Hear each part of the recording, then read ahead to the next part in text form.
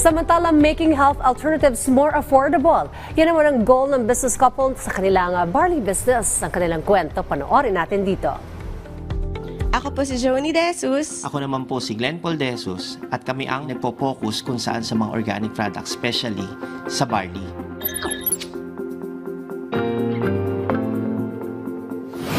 Sunod-sunod na pagsubok ba dumaan sa buhay namin. First, yung mother ko was diagnosed with breast cancer. So, kailangan niya siyempre yung breast removal, augmentation. Then, 2 months after that, yung father ko naman, yun, tinakbo sa hospital. From that, tumingin kami ng product na bagay makakatulong talaga sa health. So, nakita nga namin itong barley. Nakita namin ang mahal-mahal pala. Ang mahal kong talagang bibilihin namin araw-araw, buong pamilya kami, pati yung kids namin kasi talagang pinapainom namin. Yun na nagsisilbing vitamins nila ngayon. So nag-isip kami, since naman nasa line nga kami ng ngayon, nag-import din kami ng products, so naisip namin bakit hindi tayo maggawa ng product o barley na kung saan magiging affordable. Yung father-in-law ko, actually dapat nagdadialysis siya. Pinainom lang po namin siyang 2 scoops sa morning, 2 scoops sa gabi. Talagang chinaga niya yun. Kahit nga sabi niya nung una, lasa daw damo. Yung dialysis niya dapat na 3 months. After 1 month, wala na po. Sa akin personally, ako alam ko ang effect nito, naging malaki talaga ang tulong ko dahil ako talaga high blood ako, mataas ang cholesterol ko sa atay. Talagang eto nang kumbaga ang daily go-to ko talaga yung barley. Ako kasi before, medtech talaga ako. Yan, ako naman before, talaga ako, I was a professor in the NUST.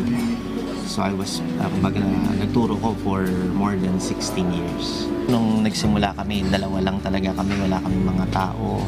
Ako na nagpe-prepare ng mga record keepings, mga financial statements, lahat ng mga sinasubmit nating documents.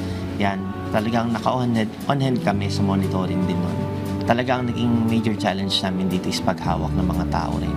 Nakakatuwa rin dahil kahit papaano, mga kasama namin nadagdagan. Currently, 12 na silang lahat ngayon na nag-aasikaso ng business namin.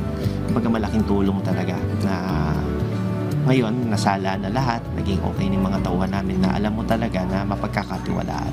Naniniwala ako sa kasabihan talaga, no? Happy wife, happy life.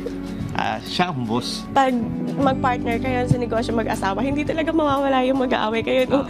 Yung mga desisyon nyo, minsan hindi siya magtutugma. Lahat din naman nangyari sa buhay namin sa either positive or negative. Kumbaga 2 kami nag-desisyon lagi ron. Dahil yun naman ang namin bilang mag-asawa at bilang partner sa business na to. Pag nagnegosyo ka, talaga kailangan mo maging matatag. Be consistent ba, sabi nila. Hindi yung isang pagkakamali mo pa lang, isang failure mo pa lang, ayaw mo na. Stay true to yourself. Kung ano talaga yung nasa puso mo, kung yung gusto mo, yun ang i-push mo. Maraming pagsubok, maraming challenges na dadaan, pero always think positive, aim high.